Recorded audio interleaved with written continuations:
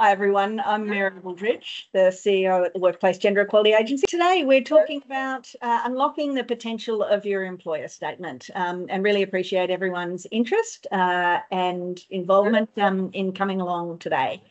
We've got a number of things to cover, but first of all, want to take the opportunity to acknowledge and pay my respects to the traditional owners on the many lands that we come from on this webinar today. The artwork is actually something that we had designed by Amy Daniel, and we commissioned it from her, and it's called Working Together, and it tells the story of First Nations men and women. They traditionally work together to share knowledge, care for country and their community, and it reflects our work and values to help bring together all genders to work together in equal workplaces. So in terms of what we're covering today, it's very focused on supporting you as you think about how to maximise the potential of your employer statement. But ultimately, what it's about is how you take effective action on your gender pay gap. And it's that framework that then should translate through to the employer statement. And we want you to be confident after this webinar of developing an effective employer statement and understand how you can use the expertise of the WGEA team to help you to do that. And that's our objective. We've got, I'm going to do the introduction over the first little while in terms of just the first few slides and some context setting. And then Dr. Samone McCurdy, who's our Executive Manager of Capacity Building, and leads our team that engages directly with employers, will be taking you through the thinking about how to unlock that potential. There's 4 key things we want to cover, just what's happening in terms of publishing the gender pay gaps to set the framing, taking action, and in the context of the purpose of the employer statement, how you build that statement for impact and outcomes, and then questions and support. And I do notice someone's already put a hand up. We are going to take questions in the Q&A. So please use the Q&A function, and we'll leave plenty of time at the end for those direct questions. Often they're the things that people are thinking about and worried about. So please feel free to use that Q&A as we go, and we'll do that together at the end. You can also vote on the questions if there's some you want to prioritise. The session is not going to be focused on reporting or publishing of the gender pay gaps. We've got other webinars and mechanisms to do that. But we are starting here because the industry benchmark reports obviously came out and were available from last week. And now is absolutely the time. Many of you are doing it already, but to build on your strategies and action from the information that we've provided. So just first of all, to set the context of what information your employer statement will be relating to, is what will we publish in late February 2025. And once again, we will be doing the base and total REM for median gender pay gaps, but this year we'll also be doing the average gender pay gaps. So you will have 4 gender pay gaps published rather than just 2 from last year. And the reason we didn't do average last year is you will have included your CEO remuneration in your reporting this year, and we knew that that affects averages, so the comparison from year to year would not be valid. So that's why it's happening this year for the first time. If there are comparisons to be drawn, we obviously suggest that you do it between last year's median gender pay gaps and this year's median gender pay gaps. We'll once again be publishing the gender composition by pay quartile, but we will also be putting alongside that an average total remuneration figure for each of those 4 quartiles. Differently from last year, if you're part of a corporate group or a submission group, we will be publishing gender pay gaps for each relevant employer, not at a submission group level. And that's a requirement of our Act in terms of that we report at that level. So if you've got a corporate group and there's 4 or 5 relevant employers within that, there will be a gender pay gap for each of those relevant employers, and then one overall for the corporate group as well. And in terms of the employer statement, you'll be able to provide an employer statement for the corporate group as a whole or individual employer statements for the different relevant employers. We certainly recommend that it'd be great if you can have different employer statements to reflect different parts of your business if you've got multiple relevant employers, but there's the opportunity to do it at either level should you wish to. We can go into some more information if you want on that. So really just to set the stage before I hand over to Sam, I really wanted to talk about what information you've got from us and how that we think ties together to make it useful in terms of informing your employer statement and the processes that you use to get to having the point where you can provide the link to us. And what we've had in terms of feedback over the last 6 months since we published earlier this year is that the board and the C-suite are really looking to build their literacy and their engagement in relation to gender pay gap publishing. It has elevated the issue and they see a responsibility and a commitment in relation to that. So we seek to support that by requiring that the executive summary and industry benchmark report goes to the board. And you'll all know that's a requirement under the Act that you provide those statements to the board in a time as soon as reasonably practicable. So you've had your executive summary with your numbers that we're going to publish. Then your industry benchmark report has come along with some comparisons to a peer group.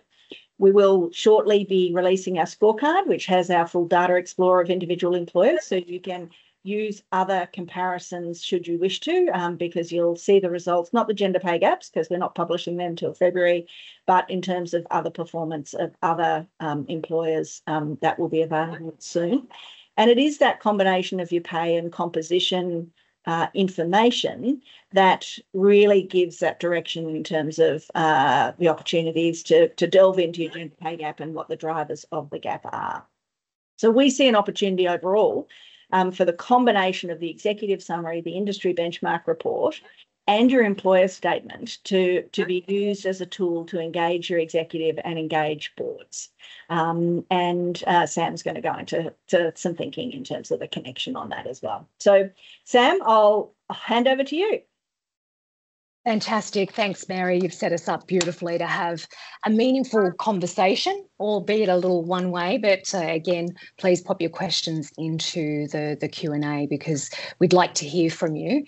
And I guess just to give you a bit of a sense of where we might head, I want to take a bit of a helicopter view of employer statements to reiterate what they are and what their potential is, because at the moment what we believe is that there's a real opportunity here through the employer statements to do some of those things that Mary talked about, which is really using your data from WGEA in a meaningful way, developing a clear and purposeful plan, and using that as an opportunity to engage with your board and your C-suite, link to your broader strategy, and really start to build what we're calling a call to action rather than a mere explanation of your gender pay gap. While we're sort of working through this, just keep in mind that what we have done is had a look at the employer statements that were done last year, and we're really pleased with the fact that nearly 1 in 5 of our relevant employers decided to upload an employer statement. We did an analysis on that and had a look at how did they use the statement and what can we learn from that first year of gender pay gap reporting and using these statements. Keeping in mind also that this has been done in the UK, and the UK have found that over the years of the gender pay gap reporting that the use of employer statements, or what they've called a narrative account, has increased, and we'd like to see the same here.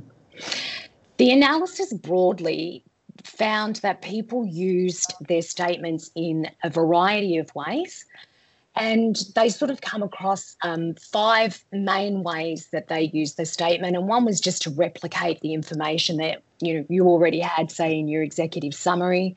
Some employers recast it, so there was a little bit more of, we're going to sort of talk about the gender pay gap in a slightly different way. Some rationalised it, so this is why we have the gender pay gap that we have.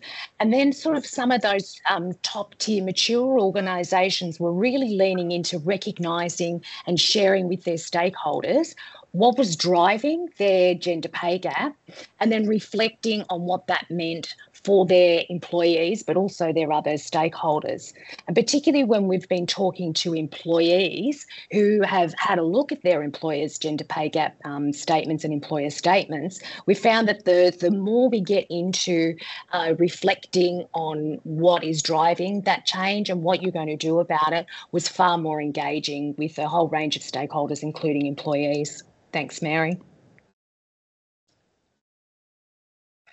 The key insights that we heard from our relevant employers were really three main things. That the timing of crafting the employer statement was really important to them, that how they were able to make meaning of their WGEA data was imperative, and then how they could maximise the attention that this moment creates, and particularly with the board or their governance body. Because I think, as Mary said, we are hearing constantly from boards and the C-suite that level of your organisations want to understand the gender pay gaps. They want to understand how to take action, and they're really wanting to build their own connection and literacy with that. And of course, most of the people listening to us today are the key people in their organisation to take them through that. So the key things that we found were starting early, which is why we're talking to you in November and not in February when we're about to publish. Try and plan backwards. That was what a lot of employers did. So think about uploading that statement in February. What are the steps that you have to take to do that? Anticipate that the sign-off process, particularly if you're choosing, which we think is the most effective way, to engage your board and governing body and executive and a broader employee group, that sign-off process and consultation process can take time. And you know, we've heard from employers saying we wished we would have taken more time to do that. In terms of meaning, Mary again touched on some of those key documents that we send out. And I think adding an analysis in terms of doing a gender pay gap analysis was a really important part of finding greater meaning in those executive statements and your IBR reports. And then engaging in that governance board is making sure that you send a plan, not just send the data, but help your boards and governance committees to see and understand what that means, and importantly, invite their input and authorisation of the action that you want to create. Thanks, Mary. So let's talk a little bit of timing, and just to give you a bit of an idea of how we anticipate that actually doing and impacting employer statement takes. At the moment, we're down here in November around the downloading the reports, and then over the next couple of months, the idea will be to analyse your data, plan some effective actions, have a look at your corporate strategy or your business plan, where that can fit in, start to draft your employer statement, and of course engage your executive and governing body. And then in February 25, and we'll talk about some dates for that in a moment, that's when you actually upload the link, and then you'd communicate widely. I think particularly as you think through the employer statement and what it can provide, it is that call to action, and it is a real opportunity for, as an employer, to bring people in to your organisation and also help the people that are already there to understand where you're heading on your gender equality plans. There's lots of good stuff happening out there. Tell people about it. In terms of this moment of attention, what we've heard has meaning, and again, particularly for boards and the C-suite, is how an employer statement can actually build knowledge of your key stakeholders. And we've seen more recently that that starts to extend not just to your employees, which is the sort of obvious audience and people who are engaged in this information, but your potential employers. You think about the community, think about what we're hearing around our ESG reporting and the kinds of ways that gender lens investing and thinking about how gender is perceived in the community. So because it's a public document going really on your webpage that you're linking to for WGEA, and also too that WGEA is a conduit for that information, there's an opportunity to really engage your broader stakeholder group and build their knowledge about what a gender pay gap is and how it's calculated. I think the other part to that is then thinking about how you can demonstrate your ongoing commitment and commitment to gender equality, but diversity and inclusion more broadly. I think it's a really important moment to think about not what this metric means. It's a number and a point in time, as we're always saying to employers. But what is really compelling, I think, about the opportunity here is to demonstrate that you are committed to taking action. And that's why this year is probably more important than ever, because we actually have a line in the sand. So there is progress to report. And we're really saying to employers, emphasise that, because that's what's meaningful to those stakeholders to say, yes, we are taking action and we mean what we say. And the other thing that we've heard, which I think is probably something that, we're seeding at the moment and asking employers and particularly peak bodies and those other broader membership groups to think about, is how can you use your employer statement to start some peer collaboration at an industry level? There are some things that we know require a little bit of industry solidarity and I guess coming together to take meaningful action together as a collective. And I'll just, one example just to make it tangible and concrete would be, say, the construction industry at the moment, who's really making a strong effort to bring more women and pipeline more women into their organisations. And that's something that they are going to have to do and are doing as a collective together as an industry. And so it's a real moment to use your employer statement to bring together other people from within your industry and be ahead of the curve and be the standout leader in driving that change at an industry level. Thanks, Mary. I know this is very simple, 4 key steps. Having worked in businesses and been at the one having to craft these plans and get it up to the board, I know it's not this simple. But if we think about it in 4 big chunks, there is that thing of making meaning of your data and then craft and plan your key messages.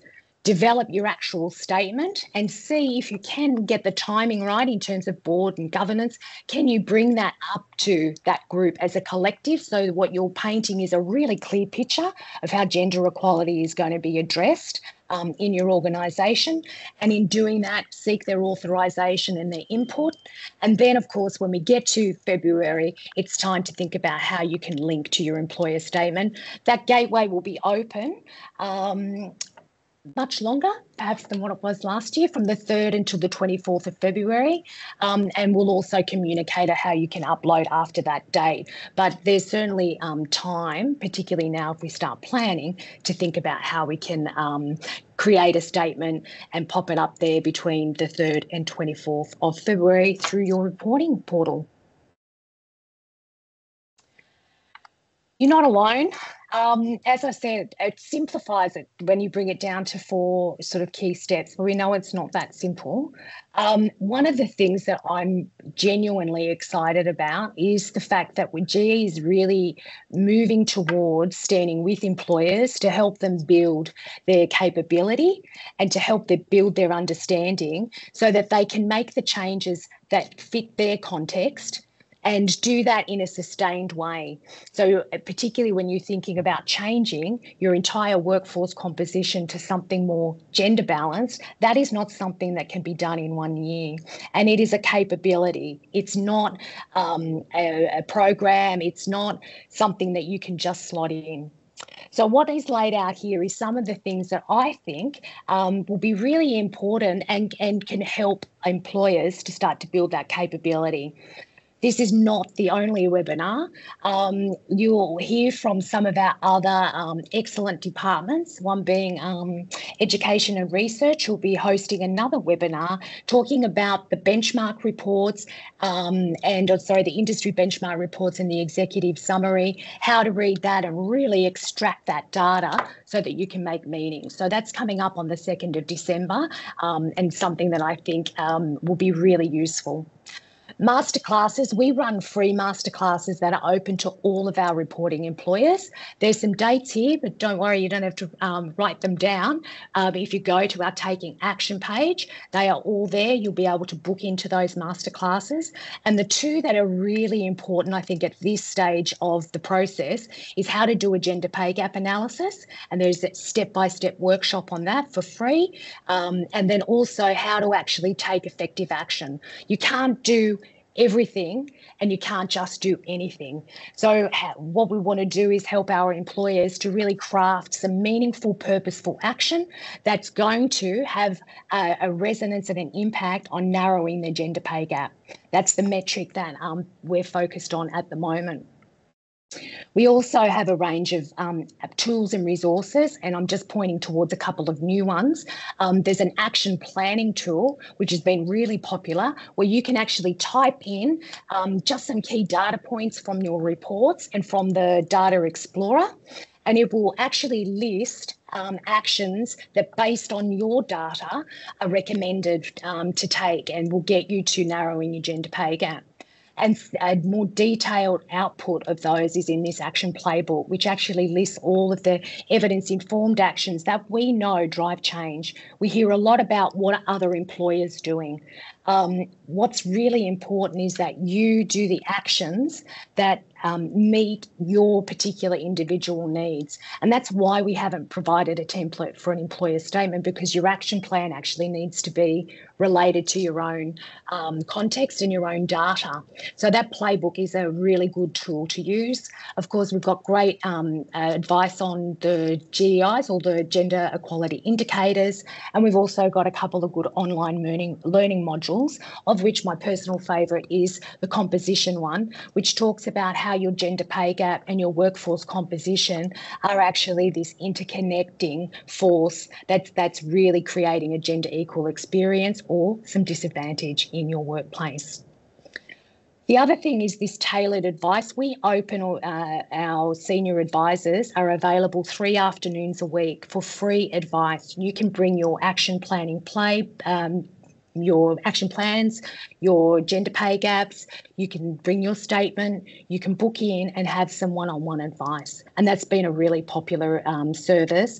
And I think, maybe I'm biased, but we've got a really great team that are informed by a whole research and education unit and a comms team that we together are able to sort of reach with employers and help them to build not just a compelling statement, but to take the action that sits underneath that. Thanks, Mary. So, what can you do? What's the call to action this week? Book into one of our gender pay gap analysis class. This month, if you think about heading towards Christmas, before you go off to your Christmas party, book into the Gender Equality Action Planning Masterclass. They actually run for 90 minutes now, so there's plenty of time to sort of talk and engage with others who are doing that same class. They're all online and really easy to follow. And then I'd say in February, come back and see us and bring your statement, bring the plan that you're making. We would love to open up those clinics to everyone and to help really build a compelling statement as a first call.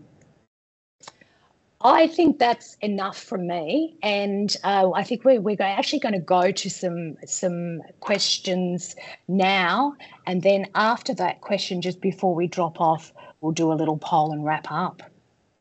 So I'm going to call on my friend Vicky, who I think's been monitoring our chat. Have we got some questions, Vicky? We do have some questions. Hi, everybody.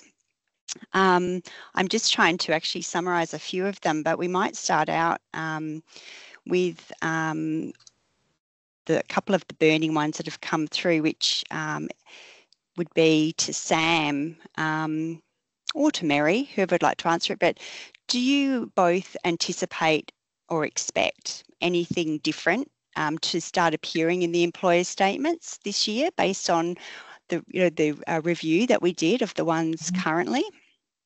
Yeah, that's a good question. I mean, I'll just start off and then Mary can sort of jump in. He's been out and about talking at with other boards and C-suites.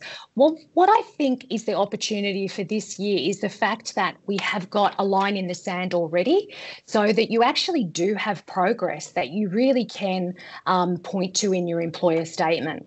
And it pains to say that doesn't need to be our gender pay gap has reduced. What it can be is last year we took this action and that action and report back on what are some of the things that you have done. And again, that starts to embody and reflect the action that's already been taken, and how that is actually over time going to reduce your gender pay gap. So we do expect this time to see some kind of relationship between what you've been doing since we first published the gender pay gaps.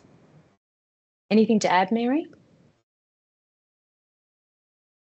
One of the other questions was that employers are interested to hear what other employers are doing. And we find that a lot in our sessions where we're, I guess, here together saying, well, what's everybody else doing to do this work? Maybe you'd like to comment on that, Sam. Yeah, sure. I think overall, I think there's a lot more action happening at an industry level. I think that's one of the things that we've certainly realised is that since publishing the gender pay gap, the conversations have moved beyond thinking about the individual number in the individual organisation, but thinking about what it means as a broader gender equality, movement, and then thinking about it at the industry level. So what other employers are doing, I would say as a trend, what we are seeing is a much greater emphasis on doing that gender pay gap analysis. So I think there's a greater recognition of this notion of that analysis is able to really tease out what's driving your individual pay gap, and then thinking about how you can use that information to mainly change your gender composition. I would say that there is always some gender composition element, whether it be in a level, say it's senior leadership, whether it be in an occupational group. And what we have found other employers doing is making those connections, and they are getting traction when they start to do things like changing the way they recruit, for example. And just very quickly at an industry level, that's reconciled to things like changing the way that you might position a particular job, so that the construction industry as a whole is presented less masculine, where you're highlighting in your recruitment, in your call to action, the things that might appeal to other groups and diversity groups, including women. And then also really tapping into some of those structures that are available, things like the procurement principles, and thinking about how the government way is coming in and really standing behind employers. So there are sort of some grants, there are some other things that you can tap into, and I think that's going to be really important to reach out to other employers and your industry groups to see what they're doing. Mary? Well, I'm just thinking there's lots of questions in relation to just some of the practical aspects that it might be worth just talking through up front as well, so people have context clear. And just to be clear that first of all, these are voluntary. There's no requirement to do the employer statement, but it is definitely best practice. And as you saw, about 1 in 5 employers did them last year, and I've got to say people are looking for them, and it gives context to the numbers that you have to make them come alive, rather than just focus on 1 or 2 different numbers. So but they are voluntary. The second thing is that it will be available for each relevant employer. So previously it has been by submission group, but we are no longer focusing in terms of our publishing on submission groups. It's by relevant employer. So a relevant employer is anyone who employs 100 or more employees. If you've got some small subsidiaries that are 6, 8, 10, 20, 30, then they will not have individual information, either gender pay gaps or your other gender equality information published for you. That will only be as part of a broader corporate group that is reported. So just so people understand, and the employer statements will be available for each relevant employer for the corporate group. And if you choose to, and we're just working through the technology, and we'll have more detail in relation to the practicalities of how this occurs, But ideally, you may choose, if you're a big conglomerate that has multiple different businesses in different with different gender equality issues and different challenges and different gender pay gaps, would certainly encourage you to be able to articulate in your employer statement the particular challenges and work and plans in that specific relevant employer business. But if you choose to do one just for your corporate group, that will also, you can also apply that to the whole corporate group if you choose. So there's some flexibility there. And as I say, we'll have more information in relation to, the technical aspects, because we're currently doing the build at the moment. And just one little one is that CEO REM had been voluntary up until this year's reporting. We have never included that in our analysis. So even if you provided the CEO remuneration information, it's not in the numbers, and we do footnote and mark everything that says, last year's numbers didn't have CEO rem, this year it is, because it's been mandatory. So that's just some context setting information. And Vicky, I'll hand over to you for the next question. Thank you, Mary. And I think we've sort of talked about this a little bit, but I think it would be good just to really think about and say and reiterate, I guess, the anecdotal feedback that we receive at the agency about the importance of the employer statement, who is reading them, and why do we think that they are more than just an explanation of what your number is. And maybe that's for you, Sam. Yep, great. Who is reading it? And what we found is actually it's not just employees that are reading it. I think that was certainly the original thought, that it's a way to contextualise and bring life to your gender pay gap. What employers had told us is that actually they're seeing people are going to those statements in terms of potential employees.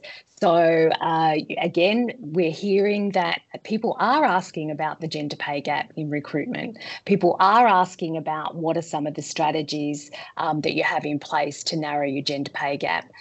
We certainly see from an external perspective that we hear more and more that it's becoming important to boards, and particularly the governance of the organisation, because it has strong resonance with share prices if you're in that situation, and also your overall value proposition. So that's for your employees, but also for your customers and your community. So people, because it's a public document, there are a whole range of stakeholders that employers tell us are tapping into that, particularly when you see things in the media as you would have last year, where it becomes very topical and your employees are asking about it, but there are those other groups that are doing it. And so we keep talking about, when we're advising employers, that it's your call to action.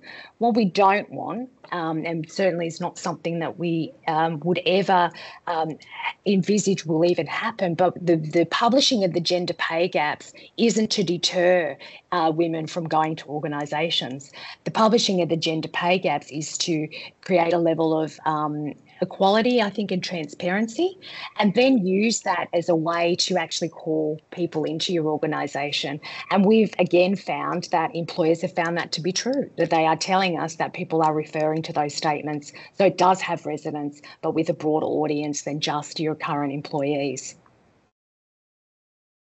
Great answer, thank you. And this also plays to that thought as well. And we see this a lot too, Sam, where there are organisations that do publish a statement that perhaps are very large organisations, have a lot of resources.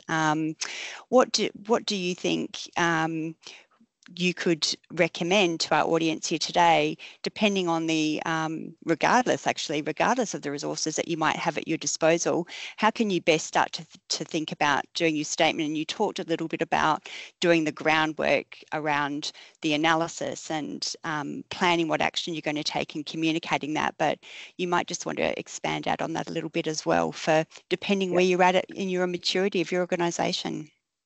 Yeah, and also I know resources. These things do, I think, take time, and I think it's all, lovely to talk about crafting this great employer statement, and recognising that there's not copious amounts of time and resources to do that, and that is why the WGEA has put in place resources that you can actually tap into to really assist you. So again, those masterclasses, I think, particularly for the small organisations or the smaller organisations, have been really popular because people can come to a workshop and learn how to do gender pay gap analysis, for example, on their organisation, and then they can use that to craft a reasonable statement, and particularly use that as a way to sort of meet with your governing group and your C-suite and your executive. So it's a real key to getting up to that level and being able to bring the people who are driving the strategy in your organisation and use that. And when you've done that analysis, as you know, figures are quite compelling at that level. And so you can bring that up there along with all the other WGEA reports that we've talked about, and create a compelling proposition that you can then engage at that level with. So I think regardless of what resources you have, WGEA has the resources and the tools there that you can use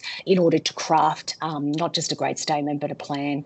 It doesn't need to be this extensive. In fact, you're much better off to pick a few good things that are going to have impact and do them well. Mary, anything you want to add to that?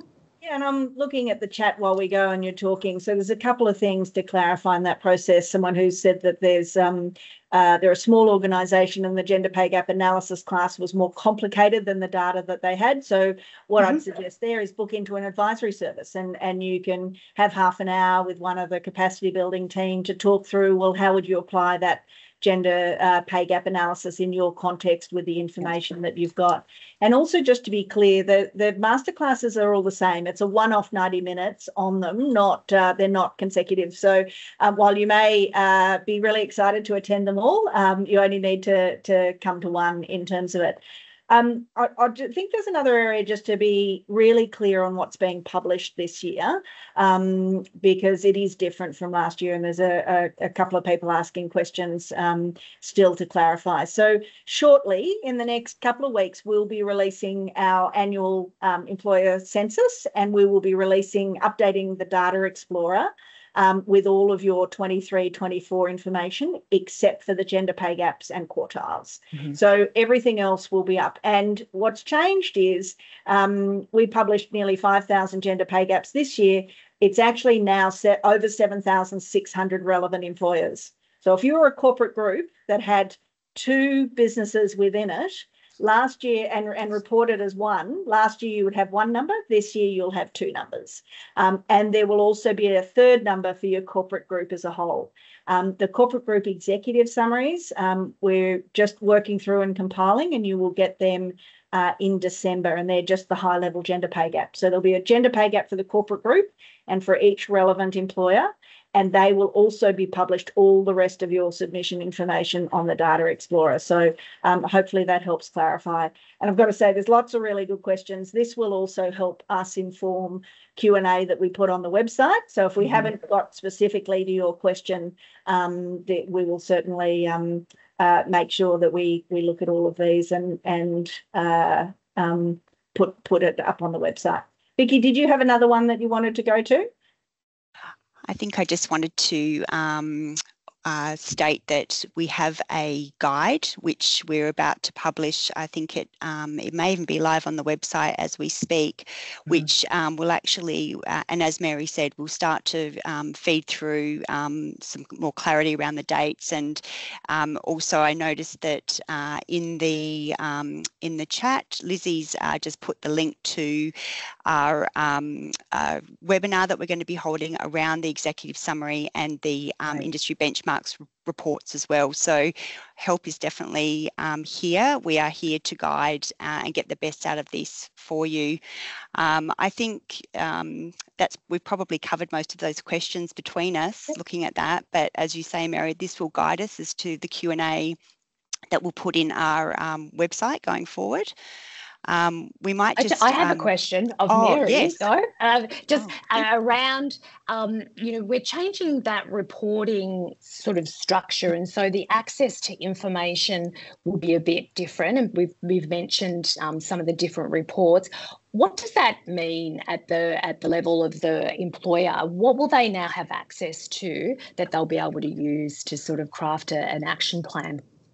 Yeah, and I think in terms of what's going to be published, it will be different, and we're conscious, and we will be certainly putting the provisos in about what's changed. So if you reported as a submission group last year, you won't have and reporting as different relevant employers this year, you won't have that comparison from year to year. And that's why I'd really encourage, and I see someone's popped in the chat that, it has resulted in some changes to the gender pay gaps because the businesses have been separated. Yeah. And so that's where your employment statement is really that opportunity to explain that it is different, or what's driving it, or, what we saw before and what you're able to see now. So it really is breaking apart some of those things that might have masked individual differences within businesses because they were grouped together in one overall. I talk to the media a lot, as I'm sure you can imagine, and what we also say to them is, before you write something up, if something looks unusual, look at the employer statements and talk to the company, of course. So I can reassure you as well that mechanism to provide a context to explain, the employer statements are a go-to, a first stopping point to sort of understand why things might have changed this year to last, and also, what's the drivers behind it. Yeah, that's excellent. Okay, well, I feel that my cup is filled. I love talking about employer statements and data and how we're going to use that. Could just be me. But I think from the conversation that we've had today, it's been really fruitful. And I can see that we've had a really good turnout. So I'd like to thank everybody for coming. What we would ask is that you would give us some feedback on how this webinar has landed with you in terms of your satisfaction before you leave, and we do look forward to reaching out to the community again with additional webinars and additional information, and we certainly hope that you'll do the same, because we really do want to stand with you and get this gender pay gap down and create gender equal experiences in the workplace for everybody. Thanks very much, everyone. Thank you. Appreciate your time and effort. Don't forget to stay in touch and come back through webinars, masterclasses, and the direct advisory for any more help that we can give you.